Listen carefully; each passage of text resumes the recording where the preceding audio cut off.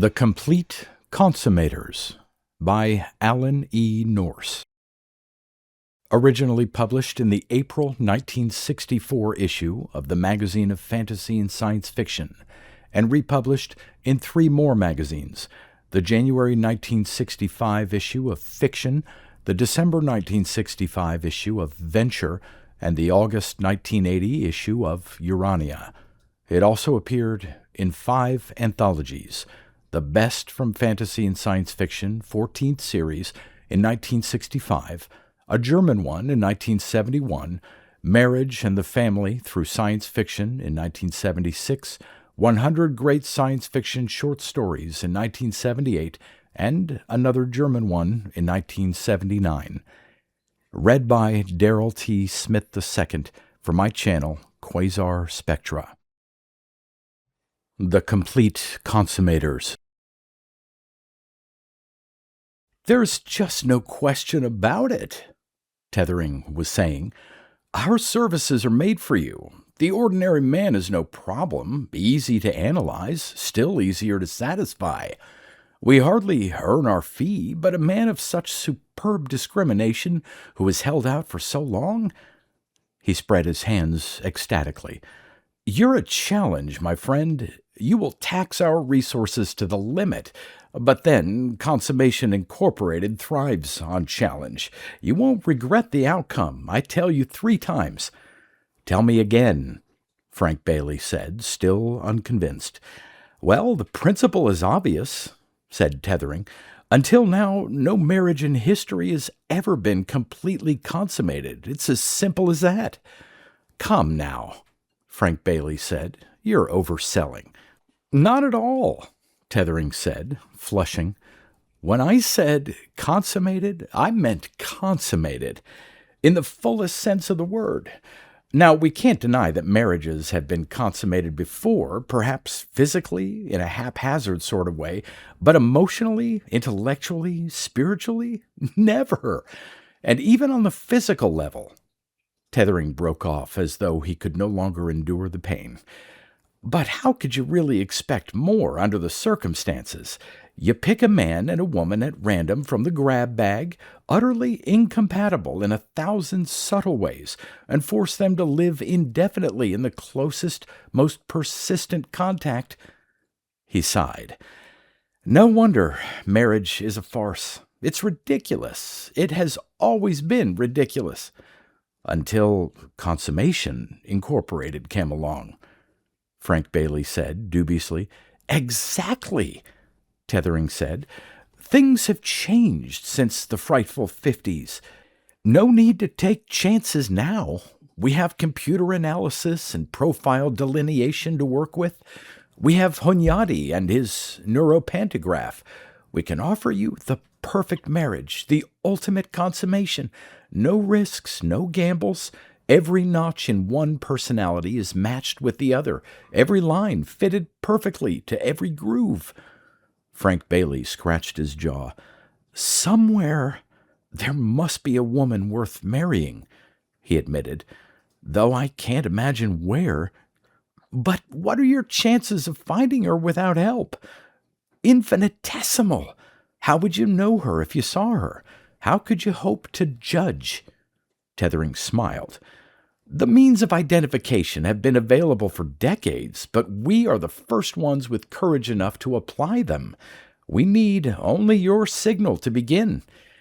I think," Frank Bailey said, "that you've made a sale. You guarantee your results, of course." "Without reservation," Tethering said happily. 100% compatibility on all levels, or your money is refunded and the alliance annulled. I tell you 3 times. It was enough for Frank Bailey. When he signed the service order, his hand didn't quiver for an instant. After all, he thought, how could he possibly lose? The profile analysis was exhaustive. It was clear that Consummation Incorporated did not intend to slouch on the job. Frank had envisioned a questionnaire or 2 to fill out, an interview with a man with thick glasses and very little else. When he emerged from the gauntlet a week later, he was a badly shaken man. They started with physical measurements, and Frank saw what tethering meant by thorough. They recorded his height and his girth, his shoulder span and arm length. They measured him with vernier and calipers down to the point of embarrassment. They screened his eyes for exact color shade and examined his hair for rate of growth and carefully calculated his bone-muscle-fat ratio. No detail of his physical wherewithal escaped their painstaking attention. Other things were measured, too. His likes and dislikes, his tastes and preconceptions, his conscious desires and unconscious cravings. Men in white frock coats scurried to and from the computer, programming the data already taken, verifying it, and hurrying back with new questions to be asked. They used the latest devices and drugs to help define the dimensions of his ego. With the neuropantograph, they turned his mind inside out and twisted it into a pretzel, wringing from him his most guarded emotional responses and transposing them to the activated Hunyadi tubes in the computer. Relays of interviewers spelled each other, picking his brain from a dozen different directions, until Frank was almost ready to explode in their faces and storm out in a rage. But each fragment of data extracted went onto a tape, and each segment of tape left impressions in the computer which punched holes in a card, and when it was finally over, Frank Bailey stood revealed in elemental nakedness, ready to be electronically mated. It took time, just as tethering had said. His own profiling was only the first step. The winnowing of prospective mates was even more painstaking. Rack after rack of female profile cards went into the machines, and day after day Frank paced the floor, certain that when all available cards had finally been screened and discarded, none would be left at all. But one morning, tethering appeared, beaming. "Our work is done, my friend. The moment is at hand. Look." Frank peered with growing excitement at the two cards that represented himself and his perfect complement. "Where is she?" he demanded. "When will I meet her?" "At once," tethering said, "unless you can think of some reason for waiting." And for all his native caution, Frank Bailey couldn't. Her name was Barbara, and at first he was certain that some sort of fearful mistake had been made. She was hardly his ideal of beauty, with her mouse-brown hair, her 30-inch bust, and her slightly prominent incisors. The glasses did nothing to enhance the illusion, nor did her habit of stuttering whenever she became the least excited, and she was so shaken by their first meeting that she couldn't utter a word all day. It seemed that Frank Bailey was not exactly what she had anticipated either. But bit by bit they began to grow on each other. The first day neither of them ate. Barbara loved extravagant sauces and dainty salads, and she couldn't cook anyway, while Frank was a meat and potatoes man who brooked no nonsense at the dinner table.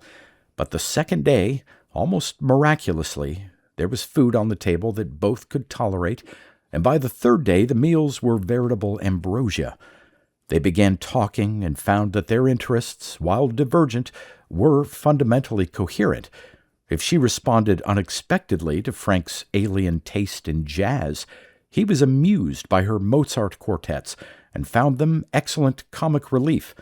Their tastes in books and entertainment did not coincide. Rather, they compounded until neither could identify the source of which interest. It was a platonic relationship for a while.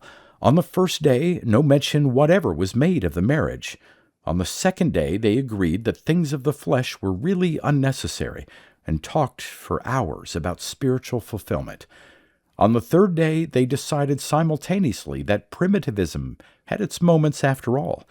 They engaged each other on the bathroom floor at 4 o'clock in the morning, and there was nothing haphazard about it. Each day proved a new enrichment and a new fulfillment. They could feel themselves drawing closer. "It's wonderful," Barbara said. "It was silly to expect it all in the first instant." "Foolish," Frank agreed. "But there must be a flaw," she said thoughtfully.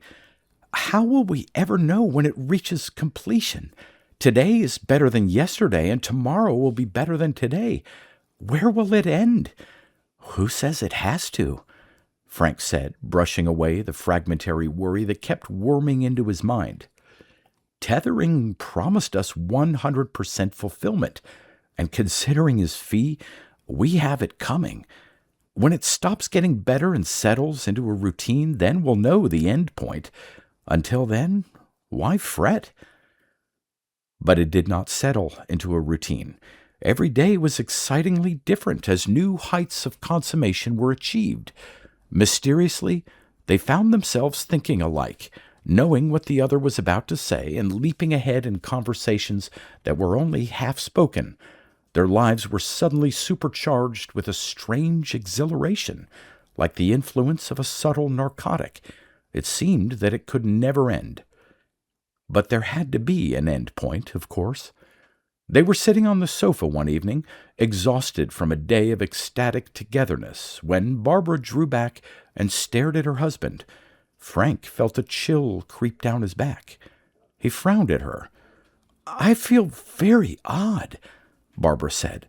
"I know," Frank said. "I've been feeling that way for days. But I mean, right now, suddenly," Barbara said. "I feel like I'm burning up. It's different than before." "You're right," Frank said, suddenly alarmed. "It is different." "I don't like it," she said, pushing away from him. "Neither do I," he said, starting to rise. Something's happening. Something's happening. Help!"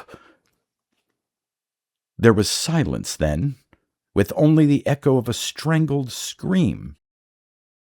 After it had gelled for a while, it got up from the sofa and went into the kitchen to make a pot of coffee.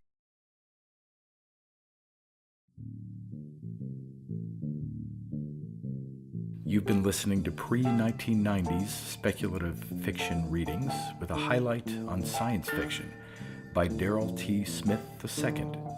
Please consider clicking the donation link in the description box. Thank you so much for your time and your imagination.